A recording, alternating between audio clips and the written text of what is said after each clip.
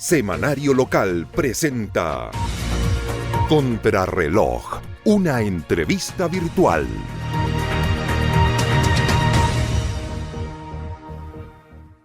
Hola, ¿qué tal? Muy buenas tardes. Nos encontramos en el Café Quieros, en la Galería Viller de la ciudad de Osorno, junto a Bernardo Candia para conversar nuevamente, y como es habitual ya en el capítulo número 28, que es este, de sábado a sábado, de los temas que dentro de la jornada o dentro de la semana inmediatamente anterior constituyen una situación de interés local, regional, nacional. La experiencia de Bernardo Candia puesta al servicio de la generación de un debate o de la generación de un comentario que permita a ustedes también tener una óptica diferente en relación a temas que son de interés. Bernardo, siempre un placer compartir con usted. Hola, buenas tardes, Claudio. Efectivamente, estamos ya a 2 de mayo, post este 1 de mayo que nos encuentra con un alto nivel de cesantía de acuerdo al INE, sobre el 8,9% a nivel promedio, y lo más grave que en el caso de la mujer llega a un 10%, y entre los jóvenes de 20 a 25 años está en un 25%, uno de los niveles más altos de desempleados. Pero bueno, en un momento en que además los precios del supermercado o el poder adquisitivo va en baja. Va en aumento. Pero vamos a partir, como siempre, recomendando 2 textos. Uno es el ensayo histórico sobre la noción de Estado en Chile en los siglos XIX y XX de Mario Góngora. Este es un clásico que construye un historiador como Mario Góngora, que es un gran historiador chileno, que da cuenta del origen y la configuración de cómo se va formando el Estado de Chile, y por lo tanto lo recomendamos como uno de los textos de cabecera para las personas que quieran profundizar en este tema que tiene que ver con el Estado chileno. El segundo tema, el segundo libro es Santos y Pillos. Este te va a gustar a ti, Claudio, porque es del Opus Dei y sus paradojas. Todos sabemos que este es de Johann Struth y habla sobre el famoso fundador de esto, que es José María Escrivá de Balaguer. Es un libro que da cuenta, yo diría, del contraste entre aquellos que son defensores de la obra de Dios, porque eso significa Opus Dei, y los detractores. Es decir, es un libro altamente recomendable que nos puede dar una visión a cabalidad de cuál es el origen de esta, a mi juicio, podrán haber otras interpretaciones, pero a mi juicio, una secta dentro de la Iglesia Católica.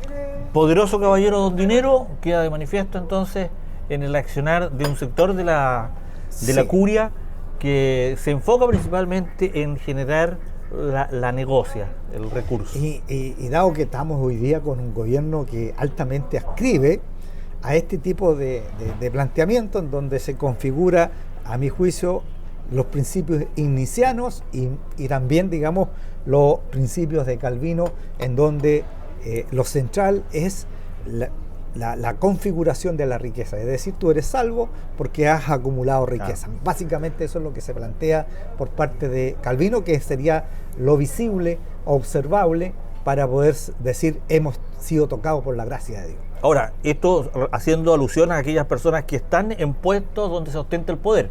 Porque yo creo en esta frase que dice Dios, patria, familia y sociedad.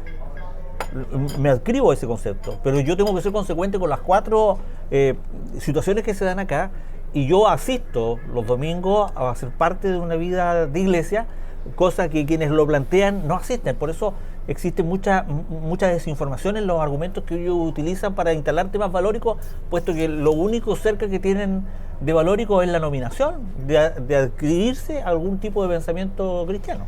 Puede ser, pero en realidad yo creo en un Dios de la cruz, creo en el Dios de los pobres, creo en el Dios crucificado y no los Dios de los poderosos, y por lo tanto, como dicen, vamos a entrar en materia en torno a lo que nos atañe hoy día en esta conversación, y que tiene que ver con algunos desaciertos, a mi juicio, del gobierno que ya lleva prácticamente 2 meses instalándose en lo que es la estructura administrativa de Chile.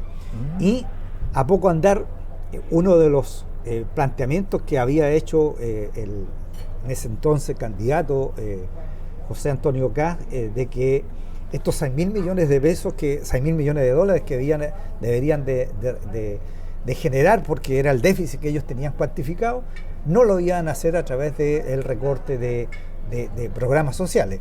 Bueno, la circular 16, que está acá, que es firmada por la el raíz señor, de todos los males. De todos los males, y firmada por el señor Quiró, en ninguna parte de su texto dice la palabra sugiero, ni tampoco la palabra evaluación. Por lo tanto, lo que es acá es un instructivo que instruye a todos los ministros. Es un edicto imperativo para todos los ministerios que tienen vigencia hoy día en Chile, que son 26 ministerios y sus respectivas ramas, y por lo tanto aquí lo que estamos en presencia es básicamente frente a un oficio que tiene que ver con instrucciones que da el ministro de Hacienda al resto de sus pares, para que vayan viendo de dónde van a construir o recortar para construir el presupuesto del 2027. Y por lo tanto tú tienes acá un planteamiento que surge a partir de una cosa pensada por la DIPRE, firmada por el ministro de Hacienda, y por lo tanto aquí no estamos hablando de sugerencia ni de evaluación. Aquí simplemente se usan tres conceptos que básicamente son descontinuar, que es terminar, o sea, más allá de las interpretaciones, porque a no ser que yo tenga un serio problema de comprensión lectora, claro, descontinuar es terminar. Claro. Y sin observaciones cuando un programa está funcionando absolutamente bien, y rebajar en un 15% aquellos programas que ellos consideran que hay cosas que no te están haciendo bien. Entonces, aquí tienes tú instrucciones claritas con respecto a esta materia. Otra cosa es distinto, que esto no es que se haya filtrado, esto es público. Tampoco se puede hablar de filtración, porque es un documento que se manda a todos los ministerios, por lo tanto aquí no estamos hablando de ninguna oficio reservado, porque en la administración de Chile existen tres tipos de oficios. El oficio ordinario, que es el oficio reservado, que va con en este caso con un timbre que dice reservado, es decir, la persona que ve ese documento tiene que tener reservas sobre las materias, y secreto, que es cuando tú no puedes decir el contenido de ese texto. Ni validar la existencia. Ahí simplemente es un ordinario circular número 16. Y por lo tanto tenemos, digamos, instrucciones claras y precisas con respecto a esta materia. ¿Cómo impacta esto? Mira, nosotros habíamos conversado no hace mucho el tema del programa de alimentación complementaria, del famoso PAE, de la JUNAE. Bueno, en Chile se reparten 4 millones de raciones, y esos 4 millones de raciones benefician a niños y niñas, que aproximadamente son más de 2 millones de personas que se alimentan todos los días a través de este programa. Es decir, aquí estamos hablando de los jardines infantiles, que tienen una alimentación complementaria diferenciada, y también de educación básica y media. Y por lo tanto, el impacto que esto tendría en muchas familias, porque pareciera ser que estos señores se olvidan que la encuesta CACEN del 2024 sitúa a Chile con un 17, algo por ciento en este caso de personas que viven bajo el nivel de pobreza. Eso significa que 3.445.000 personas aproximadamente están bajo la línea de pobreza. Bueno, si tú eliminas un programa de esta, porque aquí dice descontinuar el programa, bueno, eso tiene un impacto directo en muchas familias de Chile. Y así pasa con otros programas que están dentro del listado, que es la parte de la minuta que le mandan al Ministerio de Educación, pero esta minuta se repitió para todos los ministerios, y por lo tanto... Era un documento tipo. Un documento tipo, las instrucciones son claras. Otra cosa distinta es que, de hecho, les hacen llegar en la minuta la matriz, cómo tienen que responder, de tal forma de que aquí no hay nada extraño desde el punto de vista de que aquí se haya filtrado algo. O sea, diluir la responsabilidad. Aquí yo creo que el señor Quiró tiene que asumir la responsabilidad que le compete a su ministerio, porque él firma el documento, y por lo tanto eran instrucciones claras. Esto está por verse, Claudio, porque esto es parte de la construcción de lo que es el marco presupuestario 2027, es decir, no es para ahora, es para construir el marco presupuestario del 2027. Y eureka, bueno, curiosamente, toda esta rebaja del 15%, la descontinuación de programas, coincide con los 6.000 millones de dólares que necesitan para reponer esa plata que le van a entregar al 1% más rico de este país. Dice, pero esto es una necesidad bajo una restricción presupuestaria plurianual. No estamos hablando ellos están pensando un ejercicio de un año, sino a 5 años para ser específico. Claro. A 5 años. Es decir, un recorte presupuestario que afecta durante 5 años. Claro. Y por lo tanto, hay que ver qué va a pasar en octubre, en noviembre, que es cuando tú tienes que aprobar el marco presupuestario del 2027. ¿Cuál va a ser la realidad? Porque esto hoy día han salido a desmentirlo, han salido a tergiversar diciendo que esto se filtró, que este era un documento de trabajo. No, esto era instrucciones claritas, porque aquí de junio tiene que haber una propuesta de construcción de marco presupuestario 2027 y después vienen una serie de otras instancias en donde tú tienes que ir adecuando y configurando tu marco presupuestario 2027. Por lo tanto, yo creo que aquí es evidente que el gobierno cometió un error y esto obviamente que va a tener consecuencias desde el punto de vista político. O sea, la gente obviamente no votó por esto. La gente no votó por restringir programas tan importantes y tan sentidos por la ciudadanía. O sea, si cuando tú tienes 3.400.000 personas bajo el nivel de pobreza, 2 millones de personas que se alimentan a través de este programa y además son 4 millones de raciones que se entregan diariamente en el país, que beneficia a más de o cerca de 12.000 establecimientos educacionales, bueno, yo creo que es evidente que aquí alguien tendrá que pagar los costos que esto significa.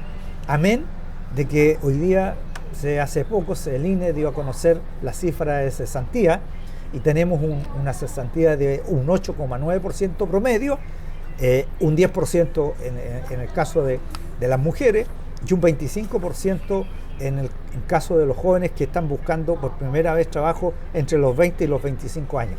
Es decir, una situación y una configuración y un contexto que no le hace bien al país, y creo que el gobierno en este sentido se equivocó. Lo importante es que corrijan y traten de darle gobernabilidad y ejercer un liderazgo de verdad, porque uno de los componentes es precisamente de los cuales fue elegido que ellos iban a optimizar, que iban a corregir las cosas que se estaban haciendo mal, pero aquí estamos hablando simplemente de pasar, como decían, la excavadora o la retroexcavadora en torno a los programas sociales. El segundo elemento que me parece importante destacarlo nuevamente, Claudio, tiene que ver con el de seguridad pública. Yo creo que aquí sí que estamos en problemas. Recientemente el fiscal nacional daba a conocer que se había complejizado los temas de secuestros en Chile. Es decir, si tú no tienes un plan, y creo que lamentablemente la ministra de Seguridad Pública ha dado noticias por otras cosas que no tiene que ver con su cartera propiamente tal, no cuenta con un plan para intervenir y prevenir lo que es el crimen organizado y menos los secuestros, y por lo tanto yo creo que ahí estamos en un problema bastante más complejo. La ministra se ha visto envuelta en una serie de cosas que tienen que ver más bien con su índole personal que con cosas que le atañen al Ministerio de Seguridad Pública. Yo soy de los que cree que esta persona no tiene las competencias ni las habilidades ni las destrezas para desarrollar o conducir o liderar un ministerio tan importante y relevante como el Ministerio de Seguridad. Lo único que han hecho en la materia es ponerse en escena, por ejemplo, en el caso de carabineros que mataron en Puerto Vara, en donde más bien hicieron un acto de parafernalia y no hemos visto ninguna medida, no hay ninguna cartera de proyectos que uno diga, bueno, estos son lo que va a ser, camino que se va a trazar está trazado, se va a llevar a cabo iniciativas, Tampoco hemos visto un fortalecimiento de las policías, de cómo vamos a enfrentar el problema que tiene Gendarmería, que no es menor, cómo vamos a enfrentar el problema de la construcción de cárceles, cómo vamos a enfrentar el fortalecimiento de carabineros, que cada vez hay menos carabineros porque los jóvenes no quieren postular, cuál va a ser la formación que tienen, y también pasa con la PDI. Entonces, si no observamos esas cosas en nuestra institucionalidad que debe ser fortalecida, bueno, la ministra, yo creo que a cabo de 2 meses no se ve un liderazgo que uno diga, aquí hay una claridad, vamos para allá y hay un norte, pero yo no observo eso en esta ministra. Y el otro tema, Claudio, que es el de migración, el de migración, más allá de la zanja, que curiosamente se diluyó, hasta le robaron la excavadora. Entonces tú decís, este es un chiste, porque llevan 12 kilómetros, eso es lo que llevan hecho. Y además, digamos, con las tormentas en la noche se les va tapando y además los bolivianos se roban la máquina que estaba haciendo la zanja. Entonces, es un chiste. Entonces, y en segundo lugar, tú sabes que apenas llevan 40 personas expulsadas y curiosamente ningún venezolano, porque no hay acuerdo con Venezuela. Fueron colombianos, fueron ecuatorianos y fueron peruanos y bolivianos los que se mandaron en ese. O sea, además de caro el avión, tú pasó a hacer escala. Obvio, porque además cada expulsión cuesta 3 millones de pesos para Chile. Y en segundo lugar, este era un caballito de batalla. Acuérdate de que les quedan 90 días, les quedan 60, les quedan... Bueno, pareciera ser que le quedan más que eso, porque si tú ves que en Chile tenemos, y ya lo hemos planteado, 220.000 personas que no regularizaron, que se notificaron, autodenunciaron de que ellos ingresaron en forma irregular al país. Bueno, ni siquiera hemos sido capaces de enfrentar esa magnitud, porque a final de cuentas, con 40 personas que tú mandes mensualmente, no vas a dar cuenta. Nosotros le sacábamos la cuenta el otro día, que 150 años finalmente. 155 años si mandaran 120 personas mensualmente. Es decir, tú ves que aquí hay mucho voluntarismo, mucho, yo diría, medidas efectistas, pero nada que dé cuenta del problema real que tenemos con el tema de la migración irregular. A ver, lo más potente del gobierno hasta la fecha ha sido la presentación de este proyecto que se va a ingresar al Congreso, se va a comenzar su discusión, pero son titulares y enunciados que finalmente terminan igual diluyéndose en el día a día. Bueno, yo veo ahí que cuando tú quieres votos, y lo dice la presidenta del Senado, existen ministros que suman votos y otros que restan votos. Claro. Bueno, uno de los que le está restando votos significativamente es el señor Poduje, que además pone en tela de juicio las instrucciones del ministro de Hacienda, porque dicen, miren, en realidad yo el único jefe que tengo es el presidente de la República, por lo tanto yo me debo al presidente y a la gente. Está bien, pero cuando tú gobierna un equipo, y esas medidas yo me imagino que fueron consensuadas, discutidas en el comité político, y por lo tanto el señor Poduje, que cree que es el dueño del mismo, bueno, tendrá que entender de que aquí se requiere trabajar en equipo. Y es más, yo creo que pone en tela de juicio hasta el liderazgo del presidente. Ahora, el presidente salió a respaldar lo que dijo Poduje y salió a respaldar lo que ha dicho Quiroz, diciendo que no hay un contrapunto en este tipo de situaciones, sino que hay casi una especie de celo profesional en tratar de hacerlo mejor, preocupado de Ñuble y Biobío. Bueno, Poduje. Pero Claudio, cuando tú tienes... Es la formalidad, claro, la forma. Pero cuando tú tienes, por ejemplo... La proyección de equipo que claro, y cuando tú tienes, digamos, instrucciones, estas fueron las primeras instrucciones que se dieron, que se iban a rebajar en parejo, el 3% a todos los ministerios. El 3%. Bueno, primero aparece el Ministerio de Seguridad. Oiga, pero ¿cómo van a bajar la seguridad si en seguridad tenemos que invertir más? La ministra fue con el subsecretario a dar cuenta de cuáles iban a ser las partidas. Acuérdate que le iban a rebajar a Carabineros, a la PDI. Entonces, después se dan cuenta que es un error eso y reponen el ¿Hay rebaja para los museos de la memoria acá? Bueno, en otros, porque esa es la parte de educación, pero en otros ministerios, de acuerdo a sus competencias, les rebajan. Entonces, claro, tú dices, está bien. ¿Por qué te pregunto lo del Museo de la Memoria? Porque podría ser un punto ideológico. Entonces tú dices, claro, está más cercano, pero no he escuchado a una centroizquierda o a grupos asociados a los museos de la memoria o de los derechos humanos a defender, oiga, nos van a recortar tal cosa, no lo vamos a permitir. Es que mira, el ministro Poduje en eso ha dicho que el Ministerio de Vivienda y Urbanismo, para que no se olvide, porque él cree que solamente tiene que construir vivienda, y eso no es así, porque por eso se llama Ministerio de Vivienda y Urbanismo, porque el ministerio tiene dos tareas fundamentales: construir vivienda, que lo hace a través del SERVIO, que se licitan la vivienda social, pero también de urbanismo, que es lo que construye parque y este tipo de obras que tienen un significado más bien simbólico. Ahora, ellos sabrán qué es lo que hacen con eso, pero si hay recorte ahí, fundamentenlo. ¿Por qué lo van a hacer? Porque esto está todo dentro del marco presupuestario 2026, es decir, dentro de los 98.000 millones de dólares que tiene el marco presupuestario, ellos quieren pasar tijera. Y eso, bueno, díganlo, cuáles van a ser los ministerios que le van a recortar. De hecho, yo tengo otro instructivo en donde un ministerio le instruyen al Ministerio de Educación, al Ministerio de Desarrollo Social, rebajar programas y partidas de una cantidad de programas que están ahí nombrados. En el próximo programa vamos a traer ese instructivo para que no digan que nosotros estamos inventando cosas, claro, sino en base a datos. El problema es que yo tengo que hacer un poco el contrapunto a lo que tú vienes a plantear aquí para que en el programa podamos equilibrar. Pero cuando tú me traes el instructivo, este instructivo con argumentos que son indiscutibles, cuando tú me planteas la situación de las personas que están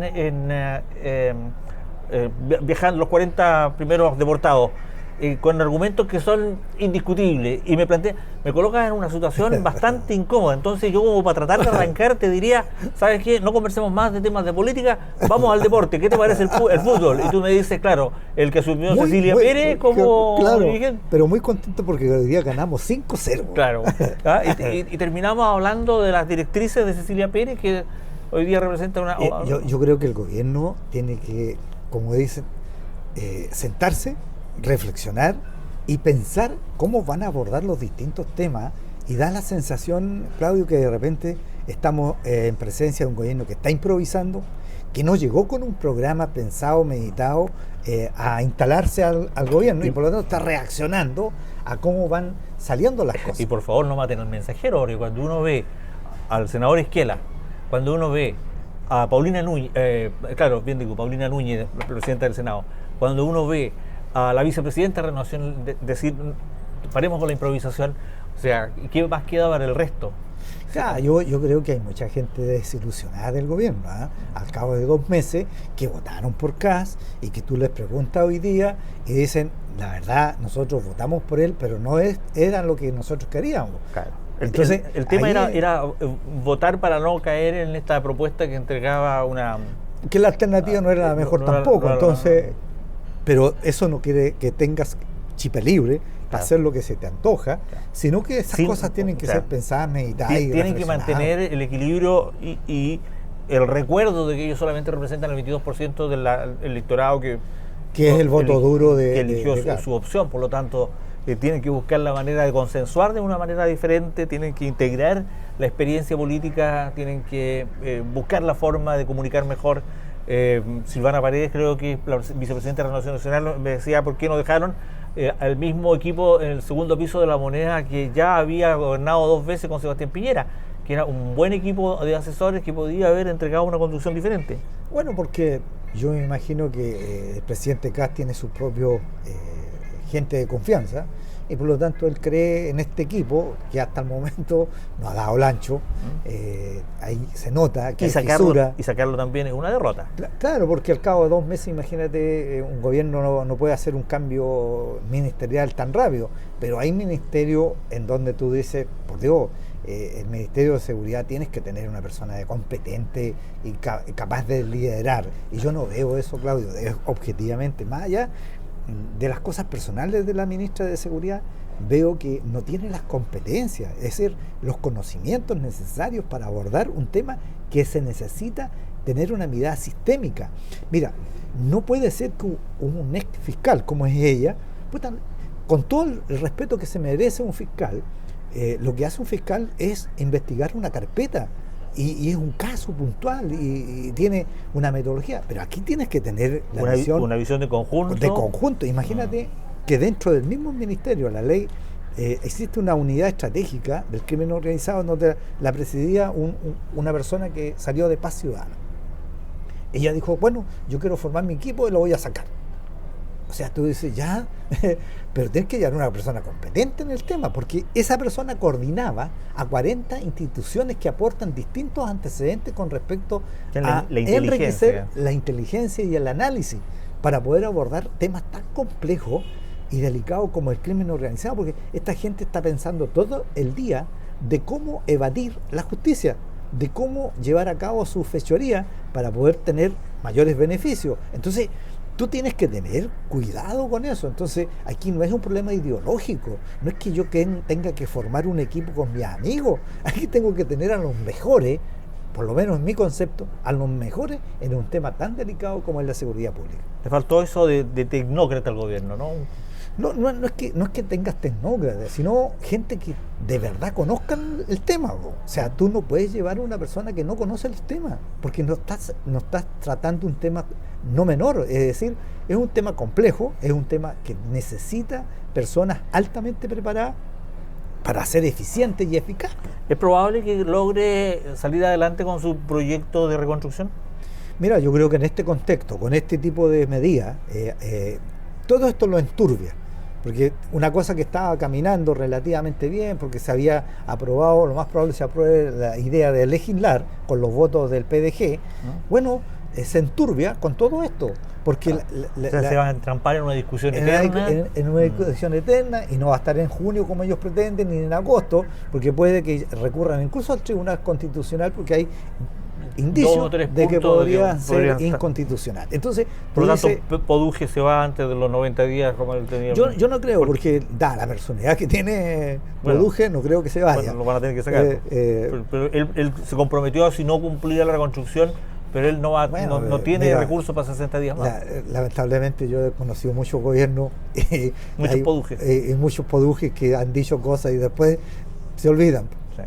Sí. Se pone cuesta arriba entonces hoy día el tema de... Se pone, obviamente cuesta arriba conseguir los votos, porque efectivamente tú no puedes maltratar al resto del poder legislativo dando opiniones a diestra y siniestra y diciendo Ahora, uno ve al presidente, no ve muchos partidarios del presidente Kast asumiendo roles de defensa pública y abierta con respecto a las medidas que se están adoptando. Mira, desde mi punto de vista, los últimos 4 gobiernos de Chile han sido un desastre. Un desastre desde el punto de vista de los liderazgos, un desastre desde el punto de vista del crecimiento económico, un desastre desde el punto de vista de cómo han proyectado al país. ¿Y por qué te lo digo? Mira, nosotros desde Piñera, tuvimos, es cierto, un estallido social, pero no es menos cierto que ese estallido social tiene consecuencias, o sea, tiene causas, ¿no? Los estallidos sociales no surgen de la nada, no son. Pero ahí tenemos un tema, y después viene la pandemia, un gobierno como el de Boric, que el primer año y medio fue un desastre, un gobierno que no sabía para dónde iba, y a Dios gracias pudo formar un equipo en los últimos 2 años y medio y tratar de que el país siga una marcha, yo diría, relativamente normal. A Dios gracias, Chile tiene una institucionalidad sólida, a mi juicio, y este gobierno que se inicia ahora, bueno, llevamos 2 meses y no sabe para dónde va, porque no tienen un proyecto país. O sea, no hay un proyecto país como se tuvo en los años 90. O sea, Chile tenía clarito que había que insertarse en términos internacionales, que había que hacer los tratados de libre comercio, que había que concesionar las vías estructurantes para poder exportar. Bueno, eso nosotros lo hicimos en los años 90 y 2000, pero tienes que seguir profundizando, porque si quieres ser altamente competitivo, tienes que tener más aeropuertos, más puertos, más rutas asfaltadas, y por lo tanto tú tienes que empujar el país en ese sentido. Y toda esta cosa, lo único que crea, porque mira, yo tengo la impresión de que este gobierno es demasiado ideologizado. O sea, criticaban a Boric por ser un referente ideologizado, y esto están en la misma. Ahora, ¿se puede discutir un proyecto que profundice cambios estructurales al país, pero esto es mandar la carreta delante de los bueyes. Bueno, si no hay una discusión que nazca del gobierno, o no existe una... Y tengo la impresión, Claudio, que Carlos, que es una copia del programa de Milei. Hasta el concepto de reconstrucción es un concepto utilizado por Milei. Entonces, cuando tú ves ese tipo de cosas, ¿qué tiene que ver Chile con Argentina? Nuestro país no tiene ni un punto de comparación con lo que es la historia política del Estado argentino. Nosotros, a Dios gracias, no tuvimos un Perón, tuvimos dictadura igual que ellos, pero no hemos tenido tanta desatino en el sentido de que, por ejemplo, cuando se recupera la democracia, nosotros a lo menos hemos tenido continuidad con nuestros presidentes, institucionalmente se han elegido y han gobernado los superiores, pero Argentina, post el dictadura, llegó a tener en un año 6 presidentes. O sea, tienen una historia política mucho más convulsionada que la nuestra y por lo tanto el gobierno de Milei tendrá sus propias prioridades. No emulemos o copiemos programas que no tienen sentido con Chile. El oficio circular número 16 ya pasó pasó a la historia dentro de la semana política. Esperamos que a partir de este mes de mayo, 2 de mayo, hoy día, de aquí hasta el próximo sábado, vengan nuevos temas, nuevos chascarros.